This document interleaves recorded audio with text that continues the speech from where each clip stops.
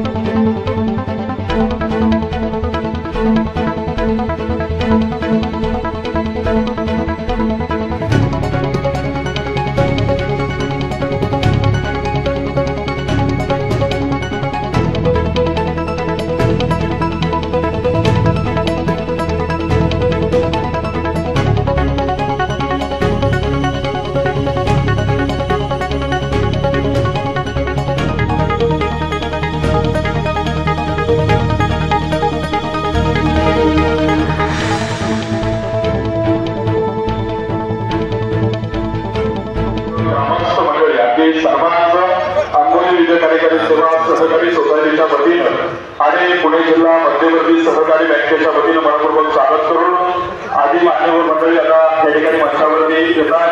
अगदी सर्वांचं या ठिकाणी मनपूर्वक स्वागत आहे. आपण सर्वांना विनंती करतो आदरणीय जयशिंगरावजी भोगाडे साहेबांचं आगमन या ठिकाणी झालंय. खेड तालुका कृषी उत्पन्न बाजार समितीच्या विद्यमान संचालिका माजी उपसभापती आदरणीय सौ सुगंधाताई शिंदे या ठिकाणी उपस्थित होत आहेत. आपले मनपूर्वक स्वागत. या कार्यक्रमाच्या निमित्तानं ज्यांचं आगमन या ठिकाणी होतंय खेड तालुका राष्ट्रवादी काँग्रेस विभाग अध्यक्ष आदरणीय जयशिंगदादा दरेकर या ठिकाणी उपस्थित होत आहेत. आपले मनपूर्वक स्वागत. आपल्या सर्वांना विनंती असताना आदरणीय खेड तालुका राष्ट्रवादी काँग्रेस पार्टीचे सरचिटणीस लक्ष्मणरावजी मुके साहेबांना विनंती आहे कृपया मंचावर या. सरपंच आदरणीय बाळासाहेबजी गोपाळे आपल्याला विनंती करतो आपण मंचावर या. कृपया कार्यक्रमाच्या निमित्तानं आदरणीय शामरावजी बाळू साहेबांना विनंती करतो. आदरणीय तिटकरे साहेब सुनीलजी चांदेरे साहेबांचा सन्मान आपण या ठिकाणी संपन्न करणार आहोत. त्याचाही सन्मान अण्णांच्या शुभ हस्ते या ठिकाणी संपन्न केला जातोय. चला सहकारी मंडळींना विनंती आहे आपण सत्कार समारंभासाठी जे साहित्य आहे ते ताबडतोब या ठिकाणी समोर द्यायचं आहे. आज कार्यक्रमाचे प्रमुख म्हणून लाभणारे आदरणीय डॉक्टर दिगंबरजी दुर्गाडे साहेब सन्मान्य सुनीलजी चांदेरे साहेबांचा सन्मान आमदार साहेबांच्या शुभ हस्ते संपन्न झाला आणि त्यानंतर आजच्या कार्यक्रमाचे प्रमुख म्हणून आपल्याला लाभलेले आहेत पुणे जिल्हा मध्यवर्ती सहकारी बँकेच्या वतीनं आजच्या कार्यक्रमाचे प्रमुख म्हणून लाभलेले आपल्या खेड तालुका कृषी उत्पन्न बाजार समितीचे संचालक पुणे जिल्हा मध्यवर्ती सहकारी बँकेचे विद्यमान संचालक महाराष्ट्र राज्य कृषी उत्पन्न बाजार समिती आणि पणन मंडळाचे चेअरमन तालुक्याचे कार्यसम्राट माजी आमदार आदरणीय दिलीप अण्णांचा सन्मान या ठिकाणी संपन्न होतो. तो सन्मान आदरणीय दिगंबरजी दुर्गाडे साहेब सुनीलजी चांदेरे साहेबांच्या शुभ हस्ते संपन्न केला जातोय. टाळ्यांच्या गजरामध्ये आदरणीय आमदार साहेबांचं स्वागत आपण या ठिकाणी संपन्न करूया. आदरणीय ठिकाणी समोर यायचंय. विविध कार्यकारी सोसायटीच्या संचालिका आदरणीय पुष्पाताई दत्तात्रय शिंदे आपल्याला विनंती करतो आपण आदरणीय निर्मलाताईंचा सन्मान या ठिकाणी संपन्न करायचा आहे. तदनंतर लक्ष्मणरावजी धोंडू शिंदे आपल्याला विनंती करतो आपण या ठिकाणी समोर यायचंय.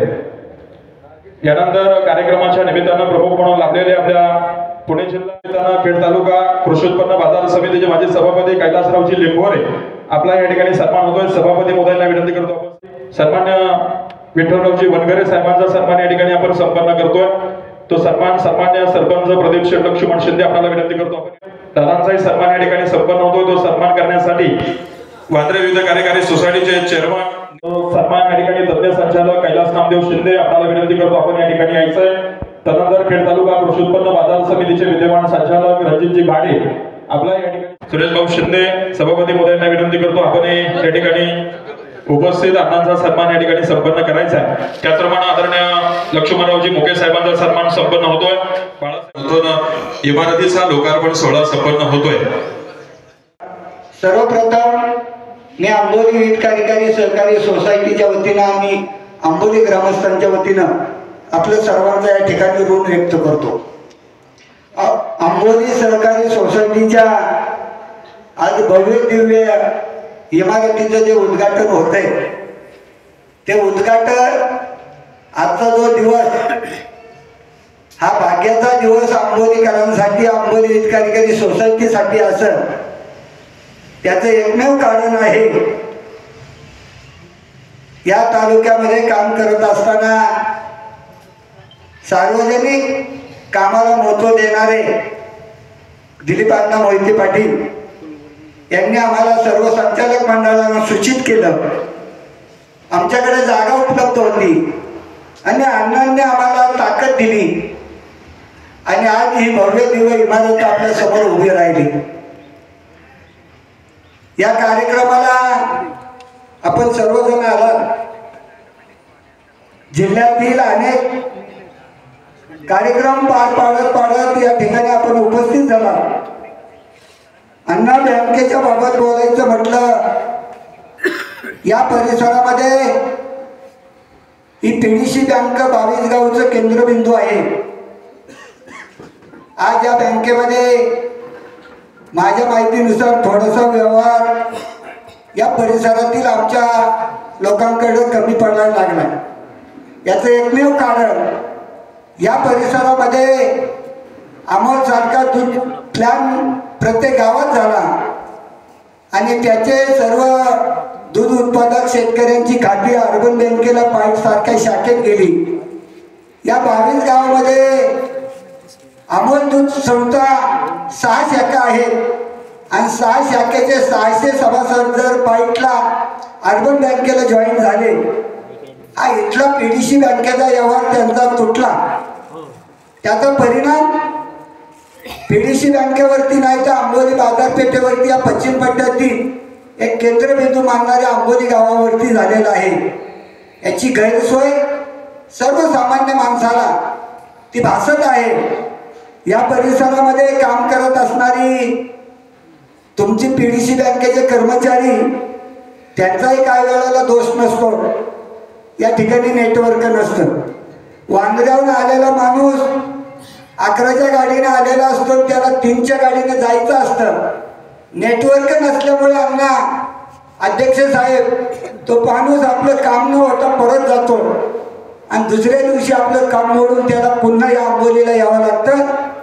या अशा अनेक अडचणी आम्ही स्थानिक असल्यामुळं बँकेच्या कर्मचाऱ्यांचं खूप सहकार्य असतं, पण नेटवर्क नसल्यावर ते काही करू शकत नाही. हाही प्रश्न आपण सोडवला पाहिजे. या ठिकाणी कोडा असेल, औंढे असेल, बरवडी, आंबोली, वांद्रा आणि गडद या सोसायट्या या पीडीसी बँकेला जॉईन आहे आणि आडगाव सारखी 2-3 किलोमीटरची वीज कार्यकारी सोसायटी ती पाईटला जॉईन केली. याच भागातली संस्था, याच भागातली माणसं, रोज रक्ताच्या नात्यातली माणसं एकमेकांमध्ये येतात, परंतु आर्थिक व्यवहार असतात त्यावेळेला ती पाईटला जातात. ही खंत आम्हाला वाटते. ती या आडगाव वीज कार्यकारी सोसायटी या आंबोली शाखेला आपण जॉईन करावी आणि अनेक अडचणींना आपण तोंड देऊन ही शाखा या ठिकाणी उभी केली. ही इमारत तुमच्या आशीर्वादाने उभी राहिली. आम्ही आज यूथ कार्यकारी सोसायटीवर काम करणारे जरी काही कार्यकर्ते असतात, पण आम्हाला रसद पुरवणारे, ताकद पुरवणारे माझ्या संपूर्ण आंबोली गावातील सर्व वडीलधारी मंडळी असतील, तरुण कार्यकर्ते असतील, जो जो शब्द आम्ही समाजापुढे टाकला, समाजाच्या हिताचा असेल ते मांडण्याचा प्रयत्न केला आणि निश्चितपणाने अण्णा तुमच्याच आशीर्वादानं हा आजचा कार्यक्रम आणि भव्य दिव्य इमारत या ठिकाणी उभी राहिली. हे आम्ही आंबोली ग्रामस्थ कधी विसरणार नाही. या ठिकाणी आपण आपला अमूल्य वेळ खर्च करून या ठिकाणी उपस्थित झालात. आपल्या सर्वांचं आंबोली वीज कार्यकारी सहकारी सोसायटीच्या वतीने आणि आंबोली ग्रामस्थांच्या वतीनं पुन्हा एकदा आपलं सर्वांचं स्वागत करतो आणि माझे 2 शब्द या ठिकाणी. राष्ट्रपिता महात्मा गांधी यांची पुण्यतिथी केवळ राष्ट्रीय लेवलला नाही तर आंतरराष्ट्रीय स्तरावरती ज्यांनी आपलं नेतृत्व त्या ठिकाणी प्रस्थापित केलं आणि आज जगाला त्यांच्या गांधीवादाची त्या ठिकाणी भुरळ पडलेली आहे. अनेक जण अशा पद्धतीच्या मार्गाने जात असताना शांतीचा आणि अहिंसेचा मार्ग प्रत्येकाला अनुसरावा वाटतो. असं हवं असं वाटणारं नेतृत्व राष्ट्रपिता महात्मा गांधी यांच्या पुण्यतिथीच्या निमित्तानं त्यांना विनम्र असं मी या ठिकाणी अभिवादन करतो. आणि आजचा हा त्रिवेणी संगमाचा कार्यक्रम आहे. जिल्हा बँकेचं स्थलांतर होतंय. आपल्या विविध कार्यकारी सेवा सहकारी सोसायटीला नवीन कार्यालय मिळाले आणि स्वर्गीय माजी आमदार नारायण पवार यांच्या नावानं असलेल्या पतसंस्थेला देखील नवीन कार्यालय होते. या त्रिवेणी संगमाच्या 3 शाखांच्या निमित्तानं मी 3ही संस्थांना मनापासूनच्या हार्दिक शुभेच्छा देतो. आपल्याकडं शहरामध्ये एक अलीकडच्या काळामध्ये अण्णा नवीन म्हण येऊ घातली होती गेल्या अनेक वर्षापासून, नीचे दुकान उपर मकान.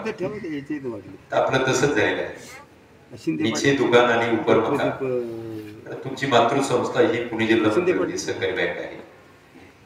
बँकेचं कार्यालय खाली आहे, वरती पतसंस्था आणि विविध कार्यकारी सेवा सहकारी सोसायटी आहे. जिल्ह्यामध्ये आम्ही फिरत असतो. असा त्रिवेणी संगम फार कमी ठिकाणी आम्हाला त्या ठिकाणी पाहायला मिळतो. माजी सरपंच शिंदे साहेबांनी व्यक्त केलेल्या भावनांशी मी सहमत आहे. आता राज्यामध्ये आपली सत्ता आहे, पण दुर्दैवाने एकच सत्ता आहे की आपल्या अण्णा परत विधिमंडळामध्ये गेले. ते जरी विधिमंडळात नसतील तरी कुठेही दादा त्यांचा शब्द त्या ठिकाणी कमी पडू देणार नाही.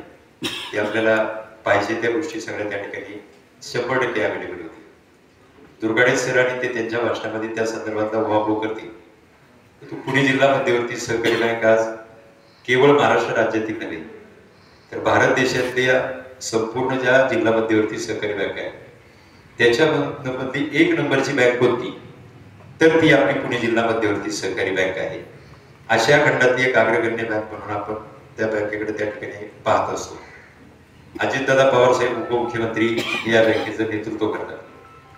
91च्या दशकामध्ये 90च्या दशकामध्ये साधारणतः दादा बँकेमध्ये आले.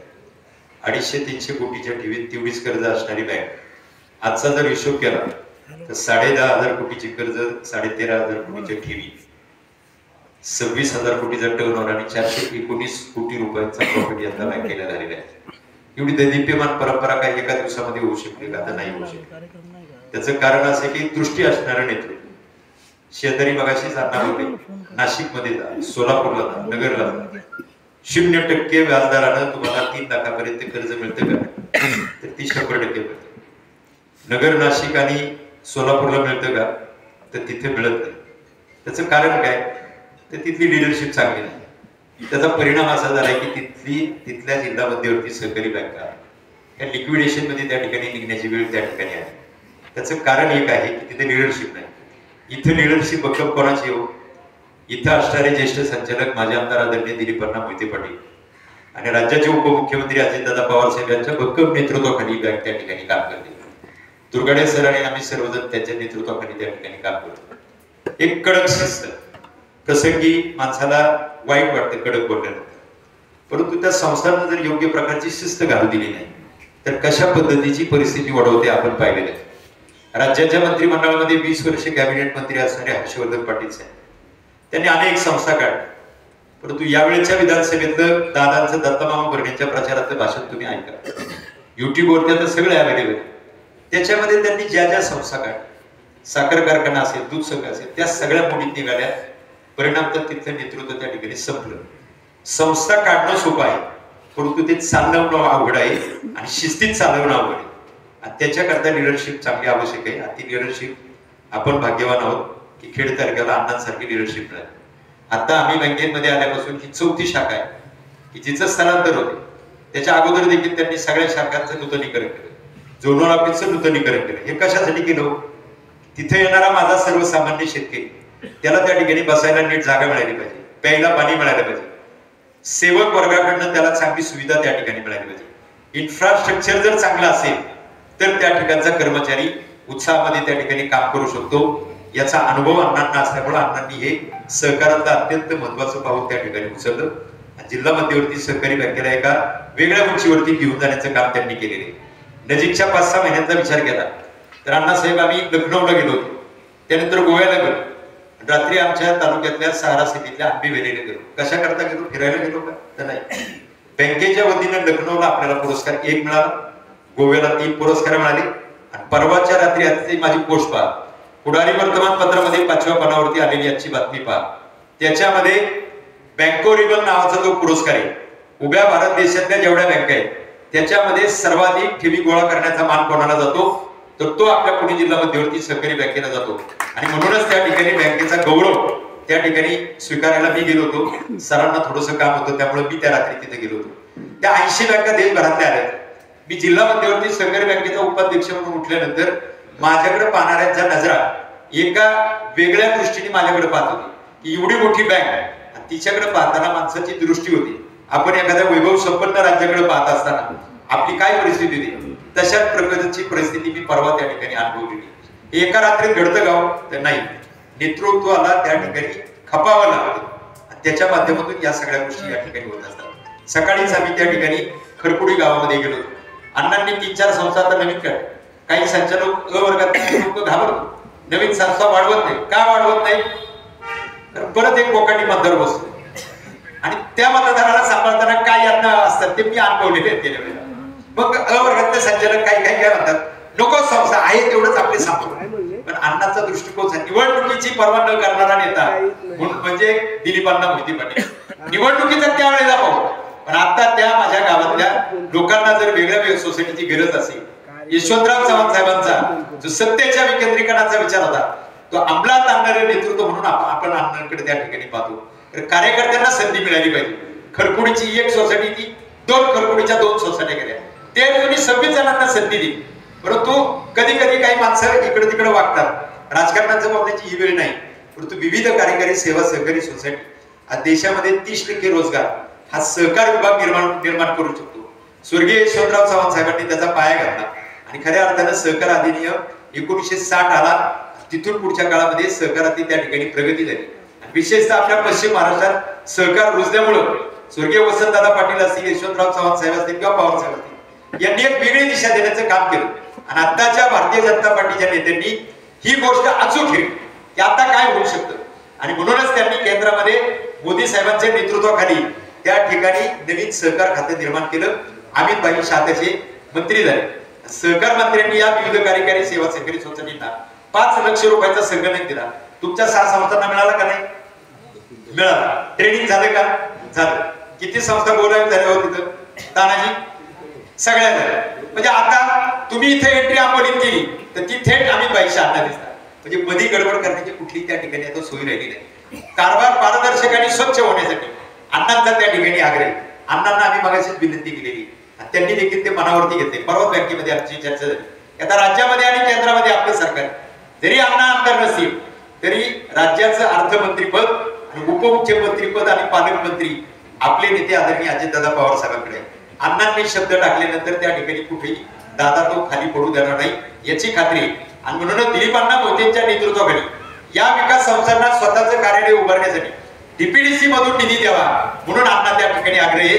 नजीकच्या काळामध्ये मला वाटतं ती देखील मागणी आपली त्या ठिकाणी पूर्ण झाल्याशिवाय राहणार नाही असा माझ्यासारख्या कार्यकर्त्याला विश्वास वाटतो. 152 प्रकारचे उद्योग आता आपल्याकडे आलेले. रेस्टिंगच्या दुकानापासून तर पेट्रोल पंपापर्यंत 152 मधला उद्योग तुम्ही कुठलाही चॉईस करा, तो त्या ठिकाणी तुम्हाला करता येण्यासारखा आहे. फक्त त्याकरता तुमची त्या ठिकाणी इच्छाशक्ती पाहिजे. या शाखेचा जर कारभार पाहिला सगळी कर्ज चांगली आहेत, परंतु दुर्दैवानं आपल्याकडे गृह कर्ज, व्यापारी कर्ज, शैक्षणिक कर्ज, 4 चाकी कर्ज, दुचाकी कर्ज याच्यामध्ये आपण कमी पडतो. मला सांगावं, तुमची मुलं शिक्षण घेत नाही का? आपल्याकडे जास्त पैसे झाले का? केवळ 6.5% दराने 40 लक्ष रुपयापर्यंत आम्ही तुम्हाला बँक कर्ज देतो. आणि जर समजा उद्या शिंदे नावाचे चेअरमन आहेत, काका चव्हाण युवकचा अध्यक्ष आणि मी विद्यार्थीचा अध्यक्ष होतो. शिंदे तुम्ही त्यावेळेला युवक काँग्रेसमध्ये काम करत होते, आता भेटलं मी त्यांना त्या ठिकाणी आठवण करू दे. कैलासराव तुम्ही पण त्यावेळेस जाता. मला सांगा की विद्यार्थी काँग्रेसमधून काम करत असताना आतापर्यंत इथपर्यंत आपण पोहोचतो. जर उद्या शिंदेचा मुलगा जर परदेशामध्ये शिकायला गेला, त्याला अण्णा 40 लाख रुपये कर्ज देणार. पण तुम्ही म्हणणार 40 लाख रुपये कर्ज द्या, परत फेड कशी करणार? तर जोपर्यंत तो मुलगा UK मध्ये शिक्षण घेतोय तोपर्यंत फक्त त्याचे व्याजाचे हप्ते घेणार. मग मुद्दल कधी परत फेड करणार? ज्या वेळेला त्या मुलाचं शिक्षण संपेल, 1 वर्षाचा मॉनिटरी पिरियड त्या ठिकाणी जाऊ देणार, त्याला लागणाऱ्या नोकरीच्या मिळणाऱ्या पगारामधून आम्ही हप्ते घेतो. आई बाबू असेल गृहकर्ज केवळ 8.5% दराने. निर्मलाताई पानसरे बसतात, आमच्या ताई बसतात. तुम्हाला तुमच्या जातीला तर फार मोठ्या सुविधा आहेत. मी 2च जाती म्हणतो, एक स्त्री आणि पुरुष. आमच्या जातीने जर घेतलं तर आम्हाला तारण प्रत्येकाला जाते. तुम्ही महिला बचत गटाने जर कर्ज घेतलं, वार्षिक केवळ 4% दरानं 7.5 लाखापर्यंत शून्य कुठलाही तारण न घेता आम्ही तुम्हाला त्या ठिकाणी कर्ज देतो का नाही देतो? मी तर महिला बचत गट का कमी पडतात? आपण तक्रारी जरूर करा, परंतु प्रत्येक विभागावाईज त्या ठिकाणी आपण कर्ज देखील घेतली पाहिजे. कारण 13,500 कोटीच्या ठेवी अण्णांच्या भाषेमध्ये कोणाच्या पाण्यावर घालायचं? व्यापाऱ्यांना द्यायला त्यांचे त्या ठिकाणी अडचण असते. आणि अण्णांसारखं एक सक्षम नेतृत्व. तुम्हाला एकच सांगतो, मी ज्या वेळेला जिल्हा बँकेला उभा होतो त्यावेळेला उमेदवारी मागायला गेलो होतो. कार्ड कमिटीमध्ये मी अण्णांना भेटलो देखील. त्या ठिकाणी कार्ड कमिटीमध्ये वेळ आली, काही दिग्गज लोकांनी मला विरोध केला. तिकडे पैसे वाट्याच्या पुढे काहीतरी टिकणार आहे का असं म्हणायचं. दिलीपांनी एकच सांगितलं, सुनील 25 वर्ष काम करतो, दादा द्या त्याला उमेदवारी, पडला तरी बेहतर पण त्याला उमेदवारी द्या. पुढे म्हणजे तो तर पडणार नाही, मी खात्रीने सांगतो, द्या त्याला उमेदवारी. संघटनेतल्या कार्यकर्त्याला संधी द्यायला नाही, कोणाला देणार? आणि तो शब्द त्यांचा खरा झाला. मी निवडून आलो आणि उपाध्यक्ष देखील त्यांच्या नेतृत्वाखाली त्या ठिकाणी झालो. आणि म्हणूनच विधानसभेला या ठिकाणी मी 7 दिवस तळ दिलेला होता. दुर्दैवाने इकडे तिकडे काही गोष्टी होती. आज मी सकाळपासून पाहतो, मला वाटतच नाही की माझी आमदार. त्या खरपुडीमध्ये गेलो, 5,000ची माळ लावली. प्रचंड मोठा असा जनसमुदाय. सगळे हे तुळायामध्ये सगळे कार्यकर्ते, काय बारीक कार्यकर्ते येतात, इथपासून तर जिल्हा परिषद अध्यक्ष कैलासराव, आमचे चांबारे साहेब, सगळ्यांचा उल्लेख करतो.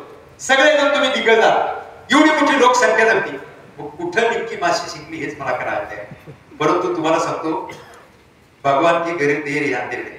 राज्यातली सत्ता त्यांच्याकडे. अजूनही त्यांच्या वाड्यावरती जा, त्यांच्या वाड्यावरती गेल्यानंतर आहे तेवढीच गर्दी. कुठेही गर्दीमध्ये फरक झालेला नाही. परंतु एकदा लाट येऊन जाते, लाट वसरल्यानंतर माणूस म्हणतो की बाबा आपल्या प्रपंचाचं वाटोळ झालं, तशी तरा खेळवायची झाली. परंतु आता काळजी करायचं नाही, कारण अण्णांचं नेतृत्व एवढं भक्कम आहे. तुमच्या ज्या ज्या गरजा असतील त्याला अण्णा त्या ठिकाणी उपयोगी पडतील. फक्त त्या वेळेला 5 वर्षांनी चुकू नये एवढीच मी या ठिकाणी भीमाशंकराच्या चरणी प्रार्थना करतो. अनेक गोष्टी बोलता येण्यासारखे, सगळ्याच गोष्टी बोलाव्या काय अशातला भाग नाही. परंतु आजच्या या विविध कार्यकारी सेवा सहकारी सोसायट्या 6 आहेत आणि ही आपली आंबोली शाखा आहे. पुढच्या वेळेला आम्ही आल्यानंतर वर्षभरामध्ये अण्णा येणार नाही, पण मी त्यांचा कार्यकर्ता म्हणून या ठिकाणी दुर्गाडे सर येते आणि त्या वेळेला मला या सगळ्या विभागावर कर्ज वाटप त्या ठिकाणी वाटप होती. CMEGP, PMEGP, अण्णासाहेब पाटील विकास महामंडळ, कृषी पर्यटन, सगळ्या प्रकारची कर्जे एकदा माहिती करून घ्या. एकदा कार्यशाळा लावा. अण्णांच्या विधानसभेला तुरंत 1 दिवस सगळे चेअरमन संचालक सगळे बोलतात, सगळ्यांना माहिती देऊ. परंतु या 13,500 कोटीच्या ठेवी ह्या सर्वसामान्य शेतकऱ्यापर्यंत पोहोचल्या पाहिजे. म्हणून करता अण्णांची या ठिकाणी तळमळ आणि बँक पुढे जाण्यासाठी, सोसायटी पुढे जाण्यासाठी आजपासून आपण त्या ठिकाणी कटिबद्ध होऊया एवढाच निर्धार या निमित्ताने करतो. आजचं स्थलांतर हे अतिशय सुंदर स्थलांतर आहे. अतिशय सुंदर फर्निचर झाले, आतमध्ये गेल्यानंतर मन प्रसन्न होते. तेवढाच प्रसन्न कारभार होणं हे आमच्या स्टाफकडनं अपेक्षित आहे. स्टाफ मुलगा हरवतोय त्याचा अर्थ 100% करतील असा मला त्या ठिकाणी विश्वास वाटतो. सचिव मंडळी, अण्णांनी आग्रह धरला, वळसे पाटलांकडे अण्णांनी आग्रह धरला आमच्या सचिवांना केडरचा दर्जा मिळाला पाहिजे. फक्त महाराष्ट्रामध्ये अजितदादांनी सातारा आणि पुणे जिल्हा 2 याच्यामध्ये केडर आणले. जी पोरं आता नवीन लागलेली त्यांना कायमस्वरूपी 30-35,000ची नोकरी द्यायला कोण कारणीभूत असेल? बघाडे साहेब. फक्त आणि फक्त आपले दिलीपांना मोहिते पाटील साहेब. कुठं काय नेमकं करावं याचं नॉलेज असणार हा नेता आहे. म्हणून आता या सचिवांचा प्रश्न मार्गी लागणार आहे. तुम्ही देखील अण्णांना साधीचा सोबतचा कारभार त्या ठिकाणी करावा अशा प्रकारची अपेक्षा व्यक्त करतो. पुन्हा एकदा या स्थलांतर समारंभाच्या निमित्तानं आपल्या सर्वांना मी मनापासूनच्या हार्दिक शुभेच्छा देऊन मी माझं मनोगत थांबवतो. जय हिंद, जय महाराष्ट्र, जय सरकार. पुणे जिल्हा मध्यवर्ती सहकारी बँकेच्या स्वमालकीच्या शाखा त्या ठिकाणी झाल्या पाहिजे. त्याचबरोबर ज्या शाखा जाते त्या शाखाचं फर्निचर अतिशय चांगल्या प्रकारचं असलं पाहिजे, ज्याचा उल्लेख आता या ठिकाणी केला. अर्बन कोऑपरेटिव्ह बँक असतील, नॅशनलाइज बँक असतील, प्रायव्हेट बँक असतील, या सगळ्या बँकांच्या बरोबरीनं पुणे जिल्हा मध्यवर्ती सहकारी बँक असली पाहिजे. किंबहुना तिथलं फर्निचर असेल, तिथलं डिसिप्लिन असेल, तिथली सर्व्हिस असेल, तिथे ट्रान्झॅक्शन असतील, तिथे प्रोडक्ट्स असतील, हे सगळ्याचा विचार करत असताना बाकीच्या राष्ट्रीयकृत बँका, अर्बन शेड्यूल बँका असतील किंवा प्रायव्हेट बँका असतील, या सगळ्या बँकांच्या स्पर्धेमध्ये तोंड देणारे अशा प्रकारची तुमची आमची सर्वांची पुणे जिल्हा मध्यवर्ती सहकारी बँक त्या ठिकाणी असली पाहिजे अशा प्रकारच्या स्पष्ट सूचना दादा आणि अण्णांनी त्या ठिकाणी सातत्यानं आम्हाला त्या ठिकाणी केलेल्या आहेत. आणि म्हणून असं आपल्याला मला तर या ठिकाणी ज्यावेळेस मी त्या दिवशी बऱ्याचदा खेळल्या येण्याचा प्रसंग ज्यावेळेस येतो, लोकांशी बोलण्याचा ज्यावेळेस प्रसंग येतो, त्यावेळेस आता खरं तर मी आता ज्यांचा उल्लेख केला की अण्णांनी या ठिकाणी खेड तालुक्यामध्ये जे आमदार म्हणून उत्तम प्रकारचं काम केलंय, संचालक म्हणून त्यांनी अतिशय उत्तम प्रकारचं काम केलंय, आमदार म्हणून केलेलं काम, जिल्हा परिषद सदस्य म्हणून त्यांनी केलेलं काम, संचालक म्हणून त्यांनी केलेलं काम, या सगळ्या कामाची तुलना केल्यानंतर तुमच्या लक्षात येते की त्यांच्या अगोदरही आमदार होते, मधल्या काळातही काही आमदार झाले, त्यांच्या अगोदरही संचालक होते आणि नंतर अण्णा त्या ठिकाणी संचालक केले. काम बोलतं. ज्यावेळेस कुठल्याही प्रकारचा अण्णांसारखा अतिशय तडफदार व्यक्ती, अतिशय अभ्यासू व्यक्ती, म्हणजे फारसासारखं काय काम आहे त्यांचं. वरून जरी ते त्या ठिकाणी तापट दिसले, रागीट दिसले, चिडतात, शिस्त लावतात, डिसिप्लिन लावतात, स्पष्ट बोलतात, चुकलं तर चुकलं म्हणतात, हे जरी असलं तरी आतून मायाही तेवढी करतात, प्रेमही तेवढं करतात. तालुक्यातल्या कुठल्याही सामान्य कार्यकर्त्याच्या वरती अडचण आली, संकट झालं, त्याला कुणीतरी त्रास द्यायचा प्रयत्न केला तर ते पेटून उठतात. मग कार्यकर्ता छोटा आहे का मोठा आहे याचा विचार न करता तो कार्यकर्ता माझा आहे, तो फाटका असेल तुटका असेल पण तो नेटका आहे. त्या कार्यकर्त्यासाठी जीवाचं रान करणारे फार थोडे नेते मंडळी असतात. बहुतेक नेते मंडळी इलेक्शन पुरतं सगळ्यांना वापरून घेतात. इलेक्शन नंतर त्या नेते मंडळीचे फोन सुद्धा लागत नाही. पण अण्णा एक वेगळ्या प्रकारचा नेता आहे की ज्यावेळेस कार्यकर्त्याच्या वरती अन्याय होतो, त्याला कोणीतरी त्रास देतो, त्याचं कुठेतरी काम आहे. मग कलेक्टरकडे असेल, तहसीलदारांच्याकडे काम असेल, त्या ठिकाणी जिल्हा परिषद असेल, बँकेमध्ये असेल, कुठेही असेल, पोलीस स्टेशन पासून जिथं काम असेल तिथल्या त्या कार्यकर्त्याचं काम पूर्ण होईपर्यंत त्यांचा फोन थांबत नाही आणि तेही त्या ठिकाणी स्वतः थांबत नाही. त्या कार्यकर्त्याचं काम मार्गी लावल्यानंतर त्यांना त्या ठिकाणी समाधान मिळतं, आनंद मिळतं आणि मग ते पुढच्या कामाकडे वळतात. अशा प्रकारचे कार्यकर्त्यासाठी जीवाला जीव देणारे फार कमी नेते आहेत. त्या नेत्यांच्यापैकी अण्णा आपल्याला त्या ठिकाणी आहेत. मी बऱ्याच ठिकाणी उल्लेख केला. एखादी घटना घडून जाते, घटना घडत असते तोपर्यंत त्या घटनेचं महत्व आपल्याला कळत नाही, पण घटना घडून गेल्यानंतर मग लक्षात येतं अरे वाईट घडलं. आज सुद्धा आपण ज्यावेळेस खेड तालुक्याच्या विधानसभेचा विचार करतो, अण्णांसारखं एक उमद नेतृत्व, अभ्यासू नेतृत्व तुम्ही पहा. युट्यूबला असेल, टेलिव्हिजनला असेल, सोशल मीडियाला असेल, वर्तमानपत्रात असेल, सभागृहामध्ये असेल, भाषणामध्ये असेल किंवा कुठल्या अधिकाऱ्याकडे गेल्यानंतर असेल, इतक्या ठामपणानं, अभ्यासूपणानं, स्पष्टपणानं बोलणारं नेते कदाचित महाराष्ट्रामध्ये हाताच्या बोटावरती मोजता येतील एवढे आमदार आहेत की जे मुख्यमंत्र्यांना बोलू शकतात, उपमुख्यमंत्र्याला जाब विचारू शकतात, कलेक्टर पासून सचिवापर्यंत कुणालाही साध्या कार्यकर्त्यासाठी ठामपणानं त्या ठिकाणी पाठपुरावा करू शकतात. अशा प्रकारचे तुम्ही पहा, हाताच्या बोटावरती मोजता येतील अशा प्रकारच्या आमदारांचा हा तुमचा आमचा आमदार आहे. आणि आज अशा प्रकारचे ज्यावेळेस एखादं अपयश त्या ठिकाणी येतं त्यावेळेस मग आता लोक म्हणायला लागलेत नाही चुकलंच, असं घडायला नव्हतं पाहिजे, अण्णांसारखं माणूस नाही, अण्णा साथ देतात, ठामपणाने मदत करतात, अन्याय झाला तर पेटून उठतात. परंतु आता कळायला लागलं, अजून काही 5-6 महिन्यानंतर कळेल आपण कोणत्या प्रकारची चूक त्या ठिकाणी करून बसलो. पण कधी कधी वेळ निघून जाते. जोपर्यंत मुलगी आपल्याकडे असते सासरी जाण्याच्या अगोदर तोपर्यंत मुलीचं महत्व कळत नाही. जोपर्यंत आई वडील आपल्याबरोबर असतात तोपर्यंत महत्व कळत नाही, नसतात त्यावेळेस जास्त महत्व कळतं. म्हणून अण्णा आमदार नसताना तुम्हाला पुढच्या 5 वर्षामध्ये खेड तालुक्यातल्या जनतेला कळणार आहे की अण्णा असल्यावर काय आणि अण्णा नसल्यावर काय हे तुम्हाला त्या ठिकाणी कळणार आहे. अण्णा तुमची कामं थांबणार नाहीत, अण्णा आमदार नाहीत म्हणून कामं थांबणार नाही. मी ठामपणानं सांगतो, राज्याचे उपमुख्यमंत्री अजितदादा पासून मुख्यमंत्र्यापासून कुणीही अण्णांचं काम टाळणार नाही. जेवढे मंत्री 3ही पक्षाचे असतील त्यातल्या कुठल्याही मंत्र्यांना अण्णांनी फोन उचलला आणि त्याला काम सांगितलं तर काम होणार नाही, अशी गोष्टच त्या ठिकाणी घडणार नाही. कारण तेवढं त्यांनी त्यांचं गुडविल, तेवढं त्यांचं चांगल्या प्रकारचं गुडविल त्यांनी एवढ्या वर्षात त्या ठिकाणी तयार करून ठेवलेलं आहे. त्यामुळे फक्त त्यावेळेस ते आमदार नसणार आहेत आणि आमदार असणारच आज एवढा फरक आहे. आज आम्ही जिल्हा मध्यवर्ती बँकेमध्ये काम करतोय. आज आपण पाहिले की आंबोलीच्या शाखेचं स्थलांतर या ठिकाणी झालंय किती वर्षापासून. आता सोसायटी विकास सोसायटीनं त्या ठिकाणी चालू सुंदर अशा प्रकारची इमारत बांधली. विविध कार्यकारी सेवा सहकारी सोसायटीला तिथं आता साधारणपणे 13,464 मध्ये 14,000 रुपये उत्पन्न दर महिन्याला त्या ठिकाणी आता आपल्या सोसायटीला चालू त्या ठिकाणी झालंय. एक पतसंस्था आहे, पतसंस्थेचंही भाडं त्या ठिकाणी आपल्याला चालू झालंय. म्हणजे सोसायटी झाली. आतापर्यंत सोसायटी होत्या, सोसायटी इमारती होत्या का? आता सोसायट्या स्वतःच्या इमारती बांधायला लागलेत आणि ज्या बांधलेल्या इमारती त्या भाड्याने द्यायला लागलेत. हे परिवर्तन हा त्याच्या पाठीमागे बदल आहे.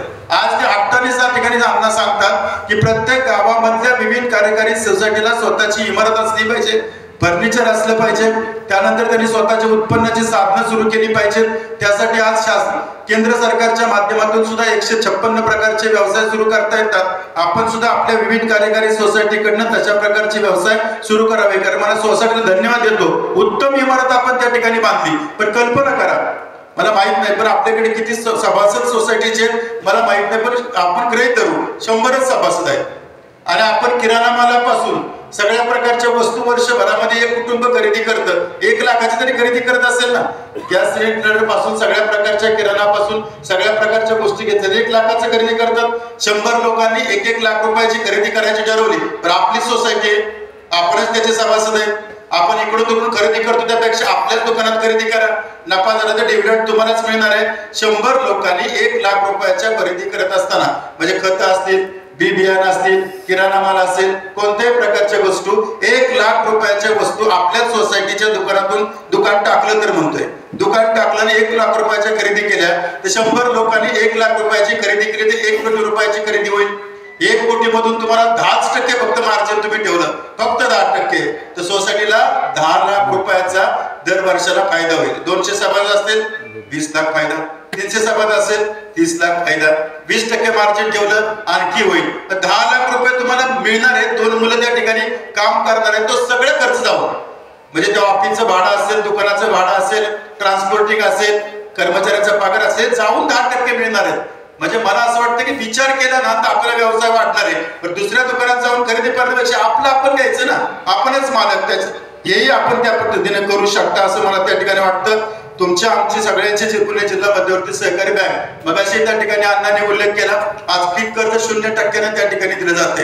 आज 8.5% ज्यावेळेस 8% जरी आम्ही त्या ठिकाणी ठेवी ठेवल्या, मॅनेजमेंट कॉस्ट धरलं, रिस्क कॉस्ट त्या ठिकाणी धरलं, प्रॉफिट सोडून द्या, तरी जवळजवळ 8-8.5% त्या ठिकाणी कर्ज 8% ठेवा ऍव्हरेज बॉरोइंग रेट. तर तुम्हाला आम्हाला 2% त्या ठिकाणी राज्य सरकार देतं, 1.5% केंद्र सरकार त्या ठिकाणी देतं, 3.5%, 4% आम्हाला परतावा तुमच्या तिकडवरून मिळतो. म्हणजे जवळजवळ 0.5% जरी त्याच्यामध्ये लॉस धरला आणि 25 कोटी रुपयाचे जर 2500 कोटी रुपयाचं आपण कर्ज वाटप करतो, तरी 12.5 ते 13 कोटी रुपये लॉस व्याजामध्ये पुणे जिल्हा मध्यवर्ती सहकारी बँक त्या ठिकाणी स्वीकारते. म्हणून तुम्हाला 0% पीक कर्ज देता येतं. याचं कारण दादा आहे, अण्णा आहे, त्यांनी सांगितले 0% द्या, आपल्याला तोटा झाला तरी चालेल, कारण नफा भरपूर मिळतोय. आपण 419 कोटी रुपयाचा ग्रॉस प्रॉफिट तुमची आमची जिल्हा मध्यवर्ती सहकारी बँक मिळवते, शेतकऱ्याला त्याचा फायदा झाला पाहिजे. म्हणून तशा प्रकारचा फायदा करून देण्याचं काम सुद्धा आपण सगळेजण त्या ठिकाणी करतोय. आता एका गोष्टीचा उल्लेख मला वाटतं चेअरमन साहेब का कोणीतरी बोलत होते, त्यांनी त्या ठिकाणी उल्लेख केला की कुठे बँक ऑफ महाराष्ट्र पाईटला सुरू झाली, त्यामुळे आमच्याकडलं अमूलचे जे काही शेतकरी असतील त्यांचे अकाउंट त्या ठिकाणी जात आहेत.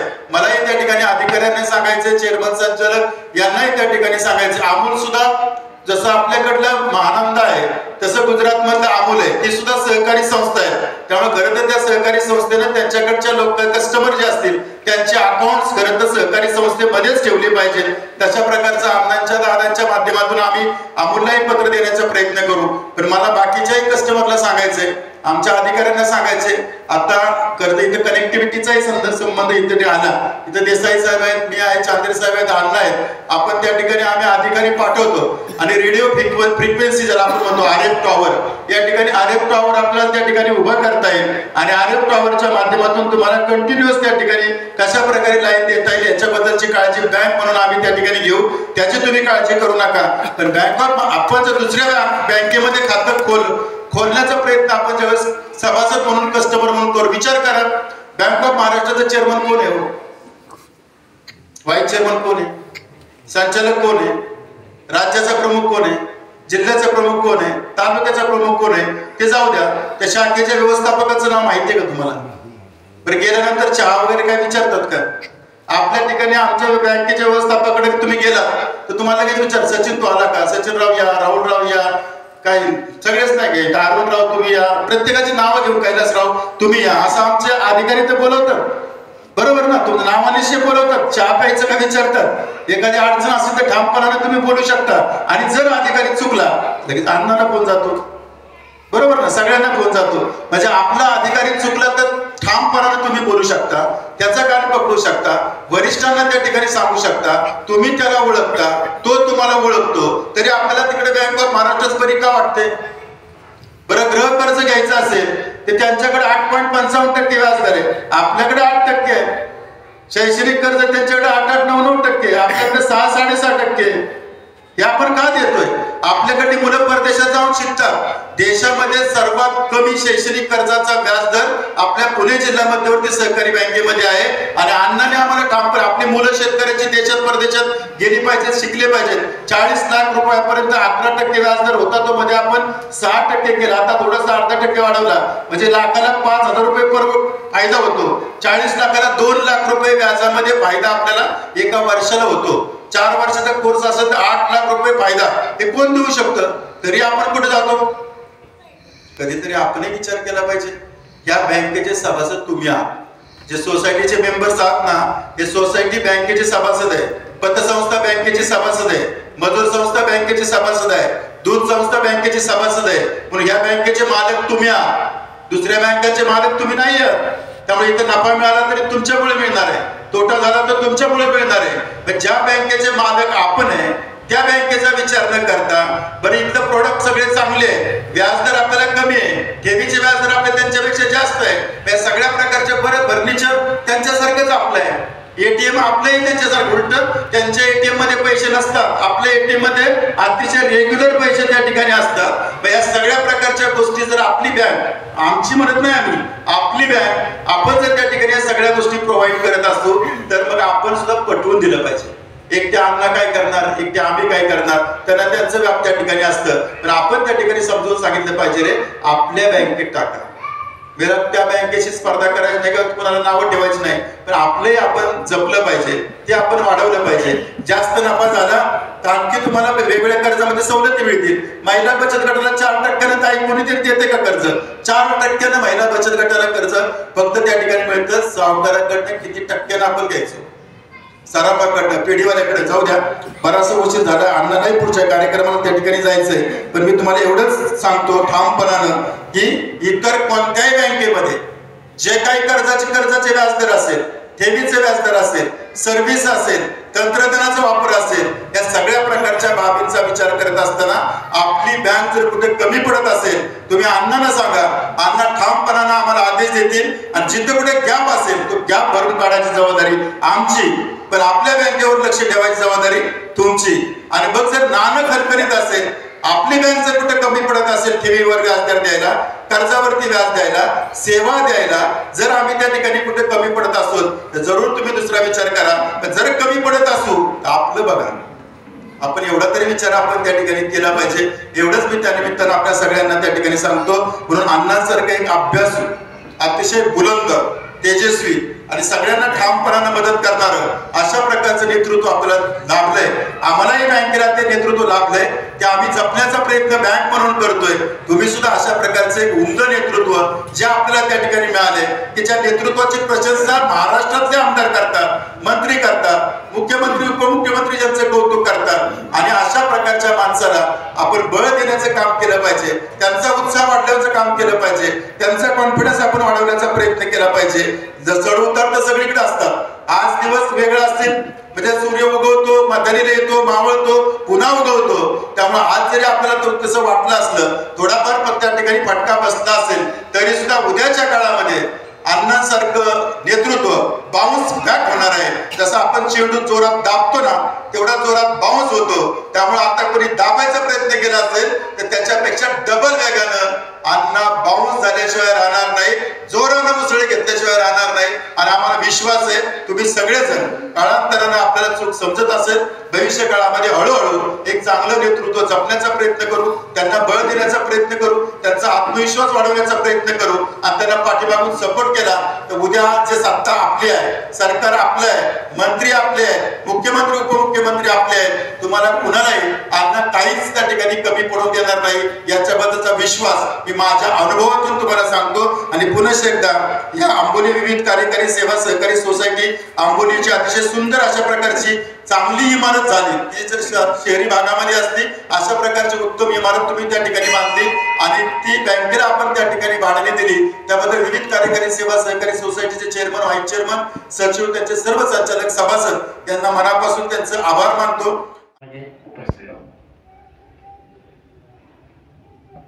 गेली अनेक वर्ष हे तालुक्याच्या राजकारणामध्ये काम करत असताना आंबोली हे तसं पाहिलं तर आपलं या पावली आपलं शेवटचं गाव.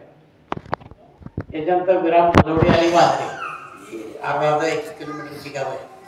हा जो मागचा डोंगर आहे हा संपला की डावीकडच्या बाजूला मावळ तालुका आणि त्याच्या पलीकडे कर्जत तालुका. डोंगर ओलांडला. पूर्वी आमच्या परिसरातील लोक कर्जत हा बाजारात जायचे.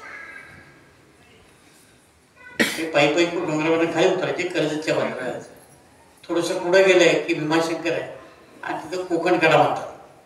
एक सगळा कोकण परिसर जो आहे तो त्या ठिकाणी दिसतो. असे शेवटची गाव आहे. हा जिल्हा परिषदेचा मतदारसंघ 1 नंबर पेटी असते भीमाशंकरला आणि शेवट पारीकडे असतो. असे 64 गाव आहे. मी असं नेतृत्व 2 वेळा आमचा मान्य केलं. 64 गाव. 64 गावात 3 धरण आहेत. कळबुडीचे धरण आहे, आश्रमांचं आहे आणि वामास्करचं. 3 दंड ओलांडावी लागतात आणि सगळ्या 64 गावामध्ये 40,000 लोक राहतात. आणि दिवसेंदिवस त्यांची संख्या कमी होत आहे. त्याची अनेक कारणं आहेत. पूर्वी पाऊस वेळेवर पडायचा, भाताचं पीक चांगलं यायचं, त्याच्यानंतर नाचणीचं पीक यायचं, वरईचं पीक यायचं आणि शेतीवर आमची उपजीविका व्हायची. लोकसंख्या वाढली. आमच्याकडच्या लोकांनी सरळ मुंबई झाली. मुंबईमध्ये नाक्यावर काम करायचं. त्यांनी डबेवाल्याचं काम स्वीकारलं. मग गोदीच्या परिसरामध्ये आमच्या परिसरात अनेक नाके होते. तिथलं सगळं कारभार सरकारने बदलला आणि तो नावाशिवा मंत्रालय आणला आणि बऱ्याच लोकांचा तिथला रोजगार गेला. आता हमाली मिले असेल पण त्या काळामध्ये प्रत्येक आमच्या खुल्या असायच्या, त्या ठिकाणी लोक राहायचे. नंतर हळूहळू तो कुटुंब करायला लागली. मग कोण दहिसरला आलं, कोण अंधेरीला आलं, कोण भटवाडीमध्ये राहायला आलं. लांब लांब सगळे हे लोक पागले. आणि मुंबईमध्ये जे लोक एकत्र यायचे ते थांबलं. पूर्वीच्या काळात मुंबईमध्ये मंडळं असते, भजन मंडळ असते, भिशी मंडळ असते आणि गावाला मदत करण्याचं काम ते सगळी मंडळी करायची. त्या लोकांच्या हिंमत होती 30-40 किलोमीटर चालायची. या परिसरामध्ये अनेक लोक डोक्यावर भाकर बांधून खेळले यायचे. मला आठवतंय त्या काळामध्ये बापूसाहेब शिंदे इकडे चांभारे बुवा, पलीकडच्या बाजूला धोत्रे बुवा, तिकडे मोरे, असे अनेक या सगळ्या परिसरातली नेते मंडळी ही कुठल्या कामाकरता जर आली तर पायी खेळला यायची. तिथं 1-2 दिवस मुक्काम करायचे. पाहुण्यारावण्याकडे मिळत ते खायचं आणि मग परत पायी यायचं. या परिसरामध्ये रस्ते नव्हते. मी जेव्हा 99 साली पहिल्यांदा उभं राहिलो त्यावेळेला इथली परिस्थिती अत्यंत बिकट होती. सगळा लाल धुराळा. इकडचा मावळातला माणूस ओळखायची, लाल कपडे तो मावळातला म्हणायचे. 2004 साली आलो तशीच परिस्थिती. मी ते कित्येक भागामध्ये पायातल्या चपला काढल्या, हातामध्ये काठी घेतली आणि खाली चढलो. परसूला आम्ही तसे गेलो. खरपूरच्या परिसरामध्ये जाता येत नव्हतं. मसेवडी त्यावेळेला शक्य नव्हतं. असे अनेक गावं होती किंवा इकडच्या परिसरामध्ये पडरवाडी असेल, तांबडेवाडी असेल, या परिसरामध्ये जाणं शक्य नव्हतं. आंबूच्या परिसरामध्ये प्यायला पाणी नव्हतं. आणि आपण खऱ्या अर्थानं 2004 साली कामाला सुरुवात केली. मग रस्ते कसे करता येईल, पिण्याच्या पाण्याची काय व्यवस्था करता येईल, कुठे पाझर तलाव बांधता येतात का, याची आपण त्या ठिकाणी. आणि आज आंबोलीच्या परिसरामध्ये आपण बसलोय. आंबोलीचा सगळ्यात चेहरा बघा आपण या ठिकाणी बदलला. आंबोली किंवा या भागातील साक्षीदार असते. आपल्या सगळ्यांना माहिती की बापदेवाचं पहिलं मंदिर बांधलं आपण सर्व आंबोलीच्या अंतर्गत सगळं कॉम्प्युटरीकरण केलं. मागची प्रशासकीय बिल्डिंग बांधली, शाळा बांधली, हा दवाखाना आपण आळंदीचा इकडे घुसून आणला. आळंदीला आपण ते ग्रामीण रुग्णालय केले, इकडे आणला. ते गळायला लागला. पहिली पत्रे आपण आंबोलीच्या या प्रथम आरोग्य केंद्रावर टाकली. चाकणचा दवाखाना होता तर खरंच फिरायला लागला. भीमाशंकर पासून तर या सगळ्या परिसरामध्ये रस्ते करण्याचे काम आपण केले. आपण सगळे मंडळी भीमाशंकरला जायचं, कुठं जायचं. बऱ्याच वेळा आपण काय करायचं, चिखलगावला जायचं, चिखलगाववरून पायी वाड्याला जायचं आणि मग तिकडे भीमाशंकरला जावं लागायचं. ते कळमोडी जायचं, कळमोडीवरून आपल्याला फार इकडे देण्याला जावं लागायचं. आता आपण सगळ्या परिसरामध्ये हिंडा. आपण पुढे ते दामणगाव रस्ता केला. आता आपण कुठे जातो, पुढ्यावरून दामणगावला, दामणगाववरून शिरगावला, शिरगाववरून मंदोशी मार्गे आपण भीमाशंकरला जातो.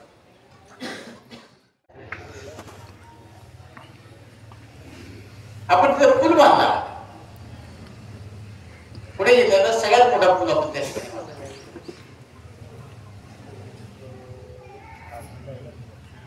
आज या परिसरातून निघलेल्या माणसाला सुद्धा भाड्याला जाता येतं, मोटरसायकल जातात, 4 चाकीवर जाता येतं. व्यवस्था केली किंवा पलीकडे गडद, आंबूक, वेल्लावड ही सगळी गावं होती. याला जर आंबोलीला यायचं झालं वरती तोरण्यावरती मात्र जावं लागायचं, मग खाली उतरावं लागायचं. आज संक्रामशील किती मिनिटं त्याला? 4-5 मिनिटं द्या. मग आंबो असेल, वेल्लवळे असेल, खरवली असेल, आपतुली असेल,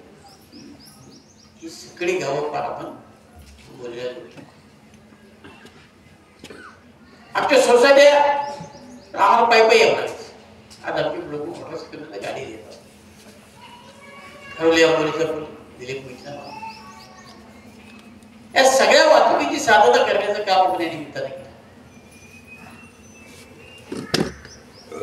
आज इथं वैद्यकीय सुविधा झाली गोरगरिबांच्या करता. नाही तर आपल्याकडचं दवाखाना एकच गावात डॉक्टर होता आहे का, गेलं बंगाली, बरोबर आहे. आता आपलं इथं महिलांची बाळंतपण होतं, ऑपरेशन होतात, बऱ्याच गोष्टी या ठिकाणी होतात. सगळी सुविधा आपण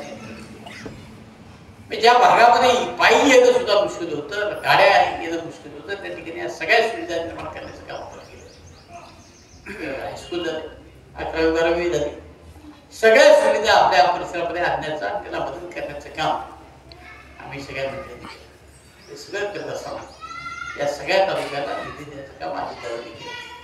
आम्ही जायचं, प्रस्ताव द्यायचं दादांच्या समोर, दादाने पैसे अरुणच्या मरेला जिल्हा परिषदेवर काम करण्याची संधी दादांनी दिली. या ठिकाणी पहिल्यांदा उपसरपंच उपसभापती सुरेश शिंदे केले, परत 2.5 वर्ष सभापती केले. सभापती करण्याचं काम आपण केलं. सुगंधाताईंना उपसभापती करण्याचं काम आपण या ठिकाणी केलं. सकाराम शिंदेच्या मंदाताई शिंदेला आपण उपसभापती करण्याचं काम, राजकीय पद देण्याचं काम केलं.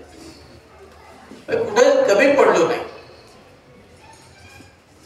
मग काही विचार हात घालत असताना सुनील चांदेरे असतील आणि सर असतील यांनी हात घातला की ह्या वेळेला आपण काही चुकीचा निर्णय घेतला.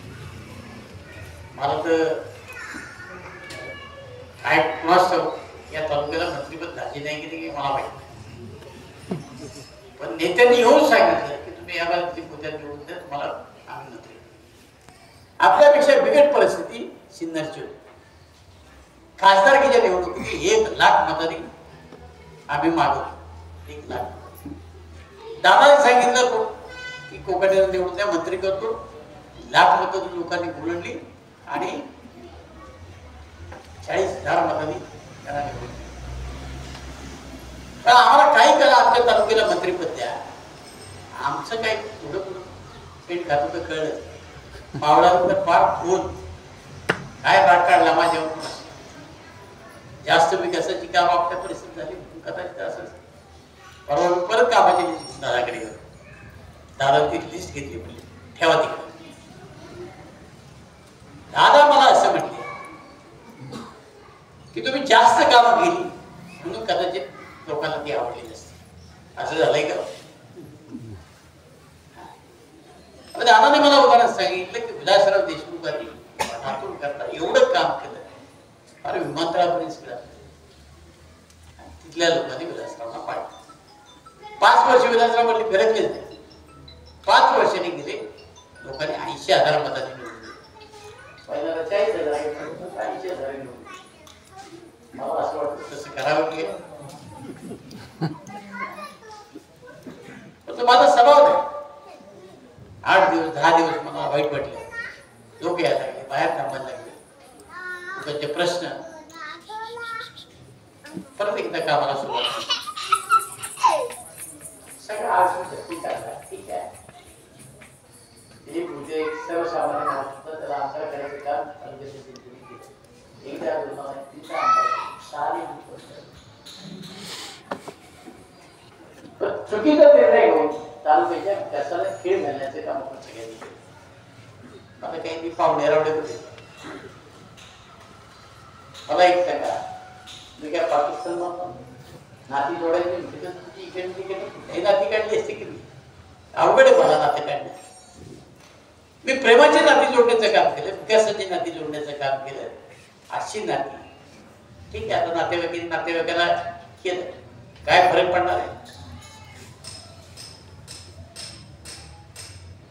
पण तुमच्या विकासाला खीस पडली तर आहे तो नातेवाईक सुद्धा तिकडे इकडे येणार. लक्षात ठेवा. रस्ता खराब असेल तर माणसं तुमच्याकडे रस्ता नाही खराब, त्याला यायचं तिकडे केला, लाईट नसेल, पिण्याच्या पाण्याची असेल, माणसं आपल्याकडे आपल्या सगळ्यांना माहिती की मी विरोधी पक्षात होतो.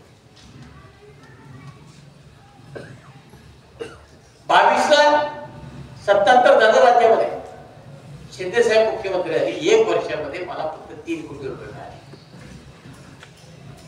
किती? 3 कोटी. अजित पवार विरोधी पक्ष नेते आम्ही भांडलो सभागृहामध्ये, फार गदारोळ घातला. आम्ही काही कमी नव्हतो.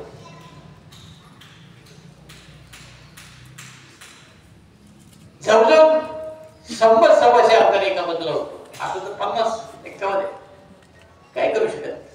आणि मुख्य नेते मंडळी कधी सभागृहामध्ये थांबत नाही. आणि कमी माणसाचा कधी आवाज तिथं काय न्याय मिळत नाही अशी परिस्थिती. पुढे तालुक्याच्या वतीने हेच होणार. कारण आज सत्ताधारी पक्षाकडे 237 आमदार आहेत. या 237 आमदाराला निधी द्यायचा, याच्या विरोधात नेत्यांना द्यायचा, हा प्रश्न सरकारच्या समोर आहे. त्यामुळे कदाचित 5 वर्षामध्ये आम्ही विकासाच्या दृष्टीने मागे जाऊ. किती मागे जाऊ? कमीत कमी 10 वर्ष मागे जाऊ. मागच्या 5 वर्षात तुम्ही तेच केलं. 14 ते 19च्या कालखंडामध्ये आपण पाहिले की आपल्याला विकासाकरता वंचित करावं लागलं. हा फरकच ना. ज्याच्या घरामध्ये सोबत असतो तो कोणाला कुठल्याही उपाय चांगली घेतो, त्याचं चांगलं बघतो. नसल त्याचं रडत करत चालतं ना. सत्तेमध्ये असंच आहे. त्याची सत्ता आहे तो आपल्या आमदाराला पहिल्यांदा सांभाळतो, कारण त्यांच्या जीवावर सत्ता चालायची असते. आज आम्ही विरोधातला आमदार दिला आमच्या तालुक्याच्या विकासाला खीळ घालण्याचं काम केलं. आम्ही प्रयत्न करणार. जिल्ह्याचे पालकमंत्र्यांची तर आहे, काही जास्तीच्या आमच्या पत्रात पडते काय. जिल्हा परिषद आहे, पंचायत समिती आहे, त्याच्यामध्ये परत आम्ही आमच्याच लोकांना निवडून दिलं. जिल्हा परिषद ताब्यात झाली, पंचायत समिती, परत आम्हाला पक्ष आमच्याकडे नेत्याकडे आम्हाला निधी मागता येणार. ठीक आहे, झाली चूक. पण भविष्यामध्ये ह्याच चुका करत पुनरावृत्ती करत राहिलो तर विकासाला फार मोठी खेळ बसणार एवढीच माझी अपेक्षा करत. आता बऱ्याच गोष्टी निवडणूक झाल्यानंतर मला हळूहळू लोक येऊन सांगतात आमच्याने असं केलं, आमच्याने ते केलं. खूप ऐकून घेतलं. सगळ्या गोष्टीचं बोलायचं ना, त्याची उत्तर द्यायचं नाही. काय हे त्याचं उत्तर नक्की राहणार आहे. कारण दुसऱ्याकरता झालेला खड्डा कधीतरी आपण त्या खड्ड्यामध्ये पडतो, याचं भान तर सगळ्या लोकांनी ठेवायला पाहिजे. माझी विनंती आपल्या सगळ्या प्रश्न ज्या ज्या ठिकाणी मला संधी मिळाली त्या संधीचं सोनं करण्याचं काम. कृषी उत्पन्न बाजार समिती आपल्या ताब्यात होती. मध्यंतरी काही मंडळी त्याच्यामध्ये चुकीच्या पद्धतीचं पावलं उचलली. आज सभापती आपल्या विचारात ज्यांनी चुकीच्या पद्धतीने पावलं उचलली त्यांना मात्र बाकी नक्की कधी घ्यावं नाही. त्यातले 2-3 संचालक तर आता बाद होती. आपण सगळ्यांना सांभाळून घेतो. कृषी उत्पन्न बाजार समिती परत ताब्यात कशी आणायची ते मला सांगलं पाहिजे. समोरचे 13 होते, आमचे 5 होते, तरी आम्ही मार्केट कमिटी ताब्यात आणली. आता काही अवघड आहे असं मला वाटतं. पण ज्या ज्या संस्था माझ्या ताब्यात आतापर्यंत दिल्या त्या सगळ्यामध्ये मनापासून काम करण्याचा प्रयत्न केला. मार्केट कमिटी असेल, राज्य बाजार समिती संघ असेल, जिल्हा मध्यवर्ती बँक असेल, आता जिल्हा मध्यवर्ती बँक किती असेल, आपल्याकडे शाखेचे काम चालू आहे. काही दिवसामध्ये त्याचंही फर्निचर आम्ही घेऊ. मला वाटतं सगळ्या शाखा त्या अतिशय चांगल्या फर्निश याच्यामध्ये असणाऱ्या शाखामध्ये कर्मचारी काम करतील. लोकांना यायला आंबोलीच्या शाखेचा सुद्धा बरबीची दादाच्या विरोधात शाखा आता इथे फरक पडलेला आपल्या सगळ्यांना पाहिला. उत्तम प्रकारचं फर्निचर आपण या ठिकाणी दिलं आणि आपल्या सगळ्या लोकांना तिथे बसता येईल. ATM मधून कधीही पैसे काढता येईल अशी व्यवस्था आपल्या जिल्हा बँकेची आपली विभागीय अधिकाऱ्यांची जी इमारत कोर्टाची ती आपण चांगली करण्याचं काम केलं. सगळ्या शाखा केल्या, नवीन 3 शाखा काढल्या, नवीन 3 सोसायट्या मंजूर करून आणल्या. आता त्यांचं एका सोसायटीचं उद्घाटन आम्ही केलं खटवडीच्या, त्याच्या अगोदर खटवडीचं, आता कोळव्याची सोसायटी होती. नव्यानं आपण सोसायट्या काढल्या. तर मग त्याचा उल्लेख सुद्धा त्यांनी केला की आम्ही त्याची सोसायट्या काढायला मागत नाही. एक मतदार वाढतो, परत त्याचा त्रास होतो. मी असा काही विचार करत नाही. कोणी 10 रुपये घेऊन आलं नाही थांबायचं म्हटलं तर थांबू आपण. काय अवघड आहे असं काही नाही. पण ज्यावेळेला संधी मिळेल त्यावेळेला काय आपल्या बापाची जागीरदारी नाही. आणि म्हणून आपण तिथं ठराविक लोकांच्या करता काम करीत असला काही मला विषय नाही. मी सर्वसामान्य लोकांच्या त्याचं काम करावं आणि म्हणून आंबोलीची शाखा या ठिकाणी चांगली व्हावी, या ठिकाणच्या लोकांना चांगली सुविधा करावी याचा प्रयत्न मी केला. तर दवाखाना आणला, लोकांना सुविधा निर्माण करून द्या, ही शाळा चांगली करण्याचा प्रयत्न केला. जे जे तुम्ही सांगाल ते करण्याचा प्रयत्न या ठिकाणी मी आजपर्यंत केला. दय करत राहील माझी विनंती एवढीच.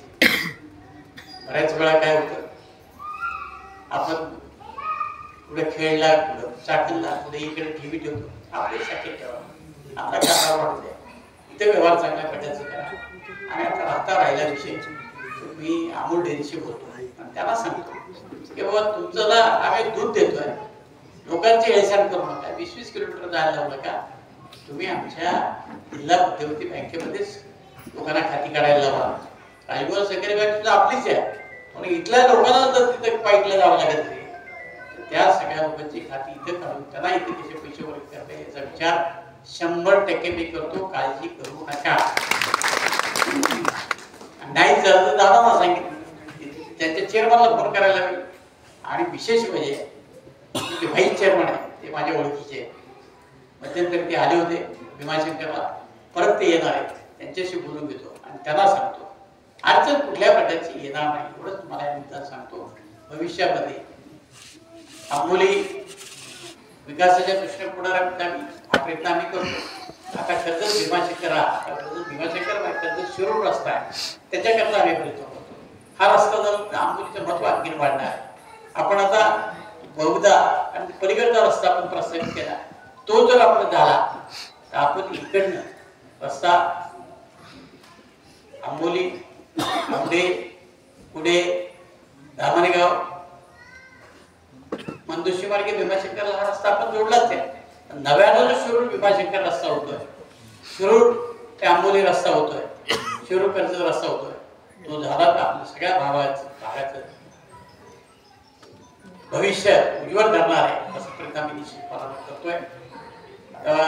बऱ्याच वेळा काय होतं, जोपर्यंत ते अस्तित्वामध्ये येत नाही तोपर्यंत दुसऱ्या लोकांना गाडत दाखवलं पाहिजे. आपल्याकडचा एक नेता आहे, लोकांना नुसतं आपल्या कुठेतरी पत्रकार परिषदेत तर मी असा रस्ता करतो, मी तसा रस्ता करतोय, असली गाजरा काय मी दाखवत नाही. त्यामुळे सगळ्या गोष्टीला वेळ लागतो. आपल्या सगळ्यांना माहिती आहे. गेली आमच्या बापूसाहेबांच्या आठवण्यात गेली, त्यांनी त्याच्याकडे खूप मोठं काम केलं, चक्रा मारल्या, कुठला रस्ता करता येईल, काय करता येईल त्याच्यानंतर मी त्याच्यामध्ये बराच काळ घातला. आपण फारीची जमीन जी होती त्याच्याबद्दल त्यांना जमीन दिली, झाडाचे पैसे दिले, सगळ्या गोष्टी आपण त्या ठिकाणी केल्या. जागा 21 केली, पण सरकारी कारण 12 महिन्याचा माझा प्रकारचा आहे, त्यामुळे वेळ लागतो. भविष्यामध्ये लवकरात लवकर हा रस्ता कसा होईल करतोय. आमचे अजित पवार परवाच त्याचा आढावा घेतला आणि याच्यावर सगळ्यात जास्त काम आपले चीफ इंजिनियर अतुल चव्हाण यांनी केले. नावच दादांनी दिले अतुल चव्हाणचा रस्ता. त्यामुळे परवा मुंबईमध्ये गेलो, अतुलला सांग त्याच्या रस्त्याचे सगळे गुन्हे माझ्याकडे, त्याच्या सगळ्या प्रकारची चर्चा झाली. आणि मग आपल्या लोणावळा मंडळाच्या घाटाला पर्यायी घाट पर्यायी रस्ता करण्याच्या संदर्भात दादा विचार करतात. आणि दादाने एकदा मला गोष्ट आणली त्याची 100% होती, आपल्या सगळ्यांना माहिती आहे. आम्ही तशा प्रकारचा प्रयत्न करतो. निश्चितपणा या भागाच्या विकासाकरता जे जे करता येईल ते करण्याचं काम मी आणि माझे सगळे सहकारी या ठिकाणी करून एवढं आश्वासन तुम्हाला आणि विचार देतो. आज कैलासराव असतील, सुगंधताई असतील, संजय कोकणे असतील, या सगळ्या मंडळी, बाळासाहेब असतील, या सगळ्या मंडळी अक्षरशः म्हणजे विशेषतः सुरेश शिंदे असेल, सुगंधताई असतील, संजय कोकणे असतील, ही इमारत पुण्याकडे पूर्वीची ती जागा मला वाटतं तुमच्या पतसंस्थेची जागा म्हणजे मूळ डेअरीची जागा आणि ती इकडे कन्वर्ट करायची. वरती आपला सोसायटीचा ऑफिस होईल, पतसंस्था होईल, खॅली बँक होईल, त्याविषयी प्रयत्न केले. बांधकामाच्या अनेक अडचणी या ठिकाणी निर्माण झाल्या होत्या, त्याच्यामधून आपण पुढे गेलो. संस्थेची जी काही शिल्लक होती त्याच्यातनं बांधण्याचा प्रयत्न या ठिकाणी केला. आणि बँकेनं सुद्धा आपण कमी पैसे दिले, 13 रुपये स्क्वेअर फूट लागलेले. आता तुम्ही जर इथं बघितलं असेल तर 12 रुपये सर्व वाढवून द्यावे लागेल. तसा प्रस्ताव तुम्ही सगळ्या लोकांनी द्या आणि ती वाढवली पाहिजे आपल्याला. कारण आपल्याला माहिती आहे की हे सगळे अडचणीतले गाव आहेत, उत्पन्नाची साधनं कमी आहेत आणि म्हणून त्या लोकांनी कमी रेटमध्ये आपल्याला जागा दिली. आणखी थोडंसं वाढवावं लागेल आणि आपण तो देऊ. आणि निश्चितपणा सोसायटी असेल, या परिसरातली आणखी काय असेल त्यांना मदत करण्याचे काम आम्ही निश्चितपणे करू. अधिकचं न बोलता आपल्या सर्वांना मनापासून धन्यवाद देतो आणि आपल्या या शाखेचं स्थलांतर झालं असं जाहीर करून या ठिकाणी धन्यवाद.